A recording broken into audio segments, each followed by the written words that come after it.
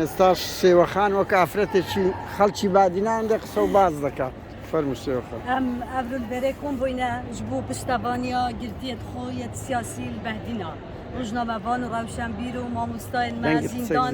pir kirîne. Ez vêret bêjme desthelata Kurdistanê desthelata dizûgendal hizbên Kurdkuş hûn hatîne 30 sal tinê we Kurd kuştîne. Bi tinê we xelkê me zîndanî kirîne. Tinê we welatê me talan kiriye û wêran kiriye. Êdî bese azadiyê em dixwazîn bû zîndaniyên xwe. و او خلکمی کرینه زندانا دا ام بترسین ام لو ناترسین هندی او زندانا بن ام سر پیاینه هر ولاته کی هر جهه کی ام دل سر پیاجی بین و ام دجی و دی جنگی از ویرا پیام اکد گهین ما زندانیان مجین هین نبتنه بلکو ام همید گل و زندانینه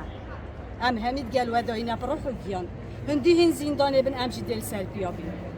ام آزادی باید خوازین ام آزادی با همی گلی کرد خوازین چون که کردستان هیچ تشتکنی نبناوه آزادی 30 سال به تنه بندستی و ظلم و زوداری و به هر مافک ملت ما یه جیانت بتسری به صده ها پزاره ها و گاوه نساخت کانسره یه سرطان دبه درمان به دکترن دبه مافن کرونا یا بلاو بویت نافده ملت ما یه توشی نمانه که بوی بلکه دست حالا دارن ما بتنه برجوند یا خود پارزن و حزبت خو حتی وگاوه نشیاینه وکی پید و گل ما برای و ببن ام بردا پیامت گهین ما خلک کردستان جی دنگدان عراق ایت نزیک بوین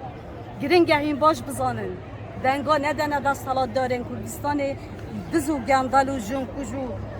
و مافیای چوینه بغدا هنده سال بیدنگ ماین بین باش زانن کینه بسیارا مافیوت کن دنگاب دنوانا دا پشتوانیا وب کن دا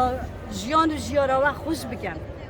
هیویدارم هر کس بچید بو دنگ دانه لی بزانن دی دنگا دنکه دنگا ندنه دزو گندالا ایدی بسه آزادی بو همی گردین ما سرکفتم بو ما و هر دمینین ام سرکفتم دەست خۆش شەواڵ سێوە دەست خۆش ژەق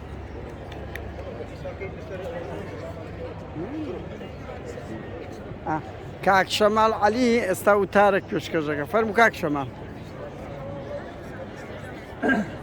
نازانم لەوە دەنگم بە ئەندازەیە و برادرانە بەرز نەبێ بەڵام هەوڵەدەم بێ زۆر باش زۆر باشە تێدەگەین هیچ ڕانێمە ئەمڕۆ کۆبووینەتەوە ناڕزایی دەرە بڕین بەرامبەر بە تاوانێکی زۆر ئاشکرا تاوانێکی زۆر ڕوون کە بە بەرچاوی دنیاوە ئەکرێ ئەوە حەقیقەتێکە کە وا دیارە دەسەڵاتدارانی کوردستان لەم تاوانەیە تەنیا نین دەسەڵاتدارانی کوردستان ئەگەر حسابیان بۆ ڕای دەوڵەتان کردایە پێیان وا بۆیە دەوڵەتان لە دژی ئەم کردەوانی ئەوان لە دژی ئەم تاوانەی ئەوان دێنە مەیدان شتێکەکەنەوە وایان ناکرد بەڵام بەو حکومەی کە کوردستانیان کردوێتەوە بۆ هەموو کۆمپانیاکان بۆ هەموو دەوڵەتەکان بۆ هەموو بازرگانەکان کە بارەزوی خۆیان سەرۆت و سامانی سەرزەوی و ژێرزەوی ئەم خەڵکەی ئێمە بزن و تاڵانکەن بەو معنایەش بێدەنگی لە بەرامبەر ئەم تاوانانەیە ئەکرێ و ئەم دەوڵەتانەی کە خۆیان بە دیموکراسی و دیموکراسی خواززان و ئەوانە لە ئاستەوانێکی ئاوا ڕوونا لە قەرنی 21کە خەڵک داوای ئەوە بکا بڵێ پارێزەرم هەبێ یعنی ئەمە لەواشە ئێمە لە سەدەی حەفدە و لە سەدەی 16 بین داواکە پارێزەرم هەبێ داواکە بتوانێت لە کاتی زیندانەکە پێی بڵێن تاوانەکەی چییە داواکە بەڕووی دادگا بکرێتەوە ئەمە خواستی ئەو مانگۆرتوانەیە کە ئێستا ئەوە بۆ ماوەی نزیکەی 3 هەفتەیە لە زیندانە دانیشتون وە مانیان گرتووە لە خواردن و دیارە تەندروستی هەندێکیان بەرەو خراپی چووەوە لە بەردەم خەتەری مەرگان کۆبوونەوەی ئێمە لێرە دیارە ئەم کۆبوونەوەیە کە ژمارەیەکی کەم هاتوین لەوانەیە ئەو کاریگەریەی نەبێ بەڵام ئێمە پێویستمان بەوەیە هەموو کەناڵەکانی کۆنتاکتی خۆمان لەناو کۆمەلگای سویدیا بەکاربێنین و کارێ بکەین هەموو ئەو دەستگایانە هەموو ئەو ناوەندانی کە داخۆشی لە مافی مرۆڤەکەن لانی کەم پەیامی ناڕزایی بۆ نەرایەتی حکومەتی هەرێم لە کوردستان لە سوید بنێرن ئێمە پەیامێکمان ئامادە کردووە کە بۆ ئێوەی ئازیزی خوێنمەوە ئەم پەیامە بە ئێوە ئەگا لە ڕێگای مەیلەوە یان لە ڕێگای فەیسبووکەوە ناوی خۆتان و ئیمێلی خۆتانی لێ بدەن و پیشەی خۆتانی لەسەر بنووسن و ڕەوانەی کەنەوە تاکو بە ناوی ئەم جەماعەوە دواتر بە سویدی بڵاو بێتەوە بۆ هەموو دام و دەستگاکانی سویدی بنێرین کە لە بەرامبەر ئەم تاوانەیە بێدەنگ مەبن و گوشار بێنن بۆ نوێنەرایەتی حکوومەتی هەرێم کە مەسەلەن سەدان نامەیان بۆ بچێت لە ناوەندەکان و لە کەسایەتەکانی سویدەوە کە بەر بەم تاوانکاریە ئاشکرایە بگیرێت. نامەکە بەم جۆرەیە نامەیەکی کراوە سەبارەت بە مانگرتنی زیندانیانی سیاسی لە زیندانەکانی حکوومەتی هەرێمی کوردستاندا بۆ سەرجەم ناوەندە ڕسمیەکان و ڕێکخراوەکانی داکۆچیکار لە ئازادی و مافەکانی مرۆڤ لە سوید. سڵاوتان لێبێت ماوەی چەند مانگە دەسەڵاتدارانی حکوومەتی هەرێم لە ناوچەی ژێر دەسەڵاتی پارتی دموکراتی کوردستان ژمارەیەکی زۆر لە چالاکوانی سیاسی ناوچەی بادینانیان زیندانی کردووە.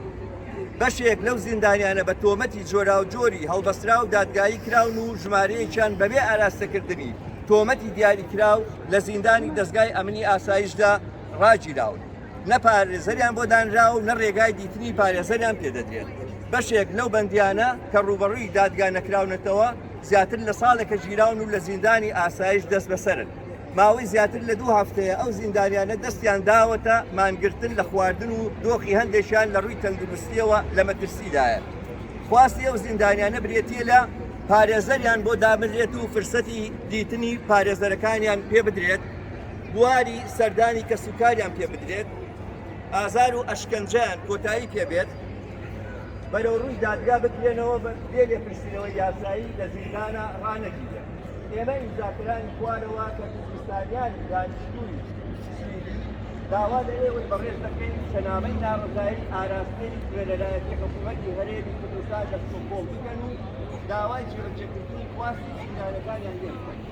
زیندانیانی بادینان پێویستیان بە داپۆچی ئازادیخوازان دنیا هەیە بۆ پاراستنی ژیان و باخەکانیان. دیارە ئەو نامەیە پاشەوەی لەلایەن ئێوەی ئازیزەوە ئیمزاکرێ بە ئەنتەرنێتە بڵاوێکەینەوە دواتر دەکرێت لەناو ئەنتەرنێت شادای بنێن هەر کەسێکی ئێوەی ئیمزای بکات و مشتێک بچێ بۆ نوێنەرایەتی حکوومەتی هەرێم. ئەمەی لە بادینانە ڕووەدا دیارە ڕوویەکی زۆر زێوی تاوانکاری نیشانەدا، بەڵام لە هەمان کاتا ڕوویەکی زۆر ئاشکرای بێهێزی و لاوازی ئەم دەسەڵاتە نیشانەدا. لە معقەلی خۆیان لە شوێنێکە کە قەرار وا نەبوو کەس بە پارتی بڵێ پشتی چاوت برۆیە ناچارە بێ هەشتا و ئەوەنە کەسە بەبێ کە دیارە هەشتا ئەوەنە کەسە 20مانەمانیان چێڵنەوە زیاتریژین بەبێ هیچ مەحکەمەکردنێک لە زیندانە ڕای بگرێ وەرە و توانای ئەم ئازادی خوازانە ئەم ڕۆڵانە ئەم دلێرانە نیشاندەری توڵی ئەو ناڕزاییە کە لە کوردستانە لە بەرامبەر پارتیا هەیە. ئەمە دیارە گوڵەڵی ئەم دەسەڵاتە لە لێژیە و ئەگەر بە پشتیوانی تورکیا، ئێران و بە پشتیوانی دەوڵەتە کۆنەپەرستەکانی ناوچەکە و دنیا و بە پشتیوانی ئەو تاوانی تێکەن لە سەرۆت و سامانی کوردستان دەمێت و ئەوان لە کوردستانە گۆڕیان بوو پارتی وێچێتی پارتیش و یەکێتیش لەگەڵ کوردستانە نامۆن. خەڵکی کوردستان زۆر پێشکەوتترن، زۆر ئازادی خواسترن، زۆر یەکسانی خواسترن لەوەی تاوانکاری لەم بابەتانە حاکمیان بێت و دەسەڵاتداریان. ئەم کەمپینەی ئێمە بەشێکە لە کەمپینەکە لە دنیاە بەڕێکەوتووە وەکو هاوڕێمان باسی کرد، ئێمە پشتیوانی لێەکەین و داواکاری ئێوەش لەو کەمپینە بەشداری بکەن وەشی لە دەستمان بێت هێتی ناکەین تاکو خواستی ئەو زیندانیانە مافەکانی ئەو زیندانیانە بێتە دی بگرن لە زیندانە ئازاد بکرێن. بوونی زیندانی سیاسی لە هەر وڵاتێکان نیشانەی سەرکوت و نیشانەی ئێرهابە و ئەو ئێرهابە بێ لە کوردستانە دووریا نزیک کۆتایی پێبێت. سپاسان. زۆر سپاس کاک شەمان. بادینەکان کاک هاوڕێیان دەمەوێت بەسەوەشتا ئێمە لە سوید زۆر کاری چالاکی لەو 1 ساڵ و نیوە چوە گروپی ئەردەی شوبات چوە کەسەتی چوە کەسانی وەکو ئەمینە کاکە باوە باشترینم 2 جار نامەل بەس لەسەر ئەو کەیسەی درایتە پەرلەمانی وەزیری دەرەوەی سوید هەردوو جارێک بانکەشتی پەرلەمان کرا جارێکش بە فەرمی جوابی دایتەوە و وەزارەتی دەرەوە ئێمە 3 جار دیدارمان لەگە کردینە 2 جار دیدارمان لەگە دیشتی عراقی یەکێتی ئەوروپا کردووە و ئێستاش بەردەوام ئێمە لە چات و لە گفتوگۆدانی هەم لەگە وەزارەتی دەرەوە هەم لەگەڵ ئەوە ینی ئەو کەیسەمە بەس لە سوید لەسەر تاسەری جیهان ئەو کارە هەیە. من لەو کەیسا ئەو ڕۆژە ژماردم زیاتر لە 20 پەرلەمانتار بەس ئەو هاوڕێیانەی ئێمە لە ئەوروپا ئەنجامیانداوە 20 ئەندام پەرلەمان نامەی لە بۆ حکوومەتی هەرێم نووسیوە کە ئەوەی دەکەی خەتەرە ئەوەی دەکەی پێشێلی مافە ئەمە وا دەکا وەک ئەفغانستان ڕۆژێک ئەو وڵاتانە بەیبای بکەن و کەسیش دیفاعیان لێ نەکاتن هەمان تەجروبەیە دووبارە دەبتەوە بۆیە من دڵنیام ئەو چالاکیە نەکۆتایی چالاکیەکە دەبێت وەکو سەدان چالاکیشتر کە لەسەر تاسەری ئەوروپا لە کوردستان لە بادینان لە ناو زیندان خۆستا زیندان بۆ خۆی بوویتە گەورەترین قوتابخانە بەڕاستی گەورەترین قوتابخانە من نازانم پێم خۆشە ئەگەر ئەو هەموو هاوڕێ بادینی هاتوون یەکەچیان بێت پێم خۆشێک قسە بکەین کاک بەهزاد دێ بە ناوی کەنەکەەوە قسە دەگەی باشە سڵاوتان لێبێ من ئەتوانم لە ڕێگای زیندانیانەوە سڵاوی ئەوانتان پێ بگەینم چکە بۆ ئاخیرە زەختێکی زۆریان لێکرا کە بتوانن لەگەڵ کەس و کاریانە قسە بکەن ینی توانیان وەختێکی مەحدودیاندانا یەک دوو لەوانە تەنانەت ئامادە نەبوون باسی شتی شخصی بکەن تەنانەت ویستویان سڵاو لەو چالاکوانە نەبکەن بە تایبێت ئێوەوانان ئەوانەی کە سەرتاسەری جیهانە پشتگیری لە ئازادی خوازانە و لەو ئەوانە بکە ینی من لە نزیکەوە نزیک و ئاگادارم کە ینی ئەوان یەک لەوانە ئەوەی وتووە بە خێزانەکەی ئەو پەیامە بگەێنە بە ئەو خەڵکانێک کە لە دەرەوەی وڵات و لە ناوەوەن کە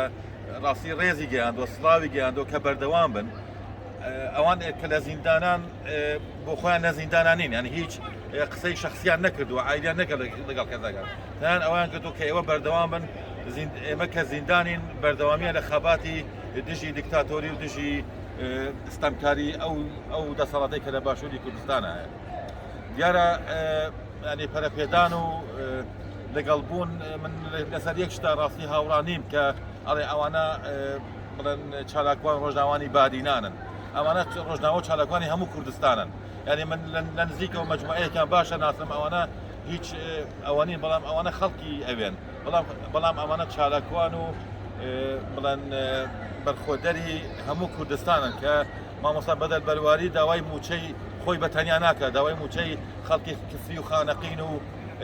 کەلار و پێنجوێن و سۆران و ئەوەشەکە ینی لەبەر ئەوە گیراوە کە ینی بەس داوای موچەی خۆی کردو کە مامۆستایە ینی ئەمە بەس بۆ خەڵکی بادنە بۆیە ئەمانە چالاکوانی کوردستانن ئەمانە زیندانی کوردستانن مەقەنعاتەکەم وەکو هەواڵانی زیاتر باسیان کرد ینی ئەو هەوڵەی ئێمە یعنی ئەو خەباتی ئێمە لە دەرەوە کە ینی دنیامان هەمووی پێگەیاندووە من وەکو ئاگادارم دوێنێ سێ منەظەمەی سێ ڕێکراوی یەکێتی ئەوروپا لە دووهۆکە چۆن لەگەڵ مناظەمەکەیە یەکەم بژاری سەرەکیان ئەوە بووە کە پرسیاری زیندانی سیاسی بوو ڕاستی ئەوە دەستکەوتێکە ینی ڕێکراوێک لە ئەوروپا بچێت ئەوە یەکەم بژاری ئەوە بێت پرسیاری یەکەمێ ئەو زیندانانە حاڵیان چۆنە گفتشانداوە بەڵێن نیشانداوە بەو ڕێکخراوانە کە ئەوان بەردەوامە پشتگیری ئەکەن زیاتر فشارەکەنە سەر ئەو دەسەڵاتەی کە ئەوان ڕاستی بەناحەق و بەبێ یاسا لە زیندانیان کرد و ئێمە لێرەوە سڵاویان لێ ئەەکەین ینی دەستخۆشیان لێ ئەەکەین و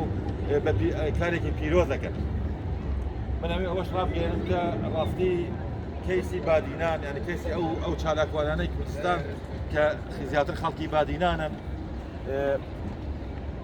خودی پارتی دیموکراتی کوردستانیش کردوتە دوولەتەوە ینی ئەمەیان وەکو معلومەیەکە وەکو ئێوەش ڕەنگە زیاتر بزانن